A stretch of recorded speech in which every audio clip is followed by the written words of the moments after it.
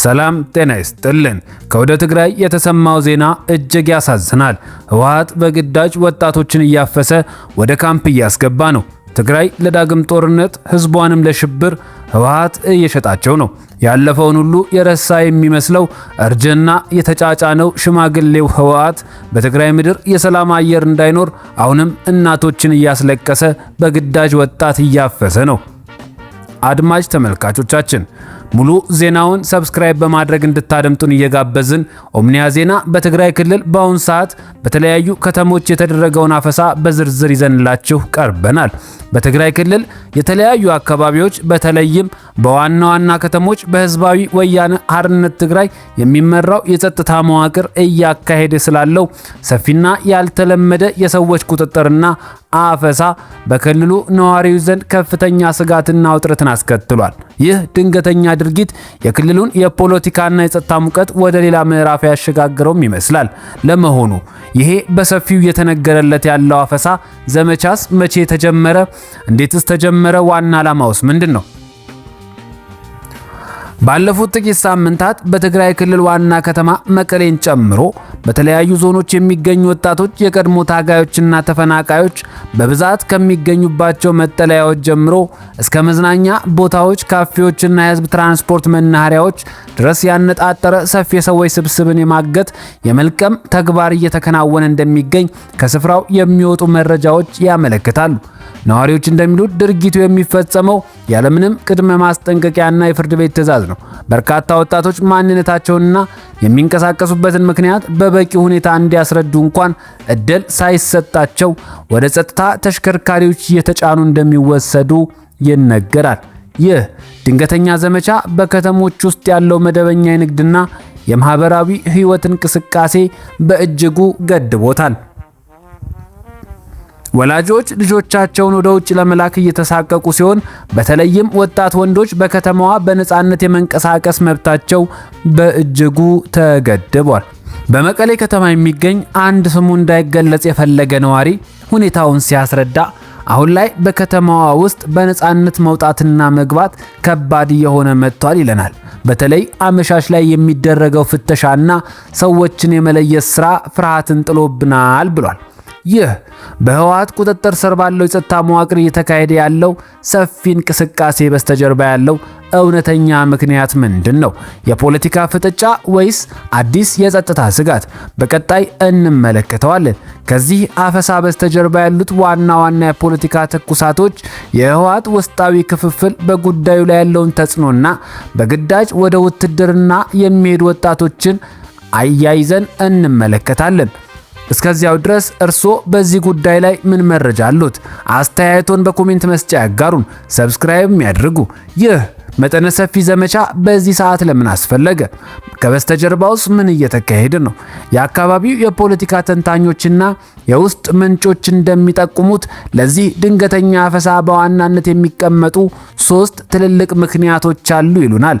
አንደኛው የፕሪቶሪያው የሰላም ስምምነት ከተፈረመ በኋላ በህወሓት ከፍተኛ አመራሮች መካከል የተፈጠረው የሐሳብና የስልጣን ክፍፍል አሁን ላይ ከፍተኛ ደረጃ ላይ ደርሷል ይለናል። በዶክተር ደብረጽዮን ገብረ ሚካኤል የሚመራው የፓርቲው ክንፍና በአቶ ጌታቸው ረዳ በሚመራው በአዲስ አበባ የተመሰረተው ቡድን በሁለቱ መካከል ያለው ፍጥጫ መሬት ላይ ወዳለው የጸጥታ መዋቅር ጭምር ሰርጎ ገብተዋል እየተባለ ነው። የጸጥታ ኃይሉ የትኛውን ወገን መደገፍ እንዳለበትና በከተሞች ላይ ሙሉ ቁጥጥር ለማድረግ የሚደረገውን የኃይል ፉክክር የዚህ መሰሉ ድንገተኛ የሰዎች ቁጥጥርና አፈሳ ዋነኛ መንስኤ እንደሆነም እየተነገረ ይገኛል። ስጋቱ የሌላኛውን ወገን ተሰሚነት ለመቀነስና ተቃውሞ ለሚያስነሱ የሚችሉ ኃይሎችን አስቀድሞ ለማዳከም ያለመም ነው ተብሎ እየታመነ ነው። ሌላውና ህዝቡ ይበልጥ ስጋት ላይ የጣለው ጉዳይ የአፈሳ ከግዳጅ ውትድርና ወይም መልሶ ማደራጀት ጋር የተያያዘ ሊሆን ይችላል የሚለው ጥርጣሬ ነው። ከ2 ዓመቱ አስከፊ ጦርነት በኋላ ክልሉ በርካታ የወጣት ኃይል ያጣ ቢሆንም አሁንም ባለው የፖለቲካ አለመረጋጋትና ከጎረቤት አካባቢዎች ጋር ካለው የድንበር ውጥረት መላላት አለመቻል የተነሳ የጦር ኃይሉን ዝግጁ የማድረግ ፍላጎት እንዳለ ይነገራል። በተለይም የቀድሞ ታጋዮችና ስራ ፈት የሆኑ ወጣቶች ወደ ማሰልጠኛ ካምፖች እየተወሰዱ ነው የሚሉ ያልተረጋገጡ ነገር ግን በስፋት የሚነገሩ መረጃዎች በህዝቡ ዘንድ ከፍተኛ መደናገጥም ፈጥረዋል። የክልሉ የጸጥታ አካላት በበኩላቸው የሚደረጉት ፍተሻዎችና ቁጥጥሮች ከፖለቲካ ጋር እንደማይገናኙ ይገልጻሉ። ከጦርነቱ ማብቃት በኋላ በከተሞች ውስጥ እየጨመረ የመጣውን ዝርፊያ፣ ህገወጥ የጦር መሳሪያ ዝውውርና የኮንትሮባንድ ንግድን ለመግታት እየተደረገ ያለ መደበኛ የህግ ማስከበር ስራ እንደሆነ በተደጋጋሚ ለመግለጽም ይሞክራሉ።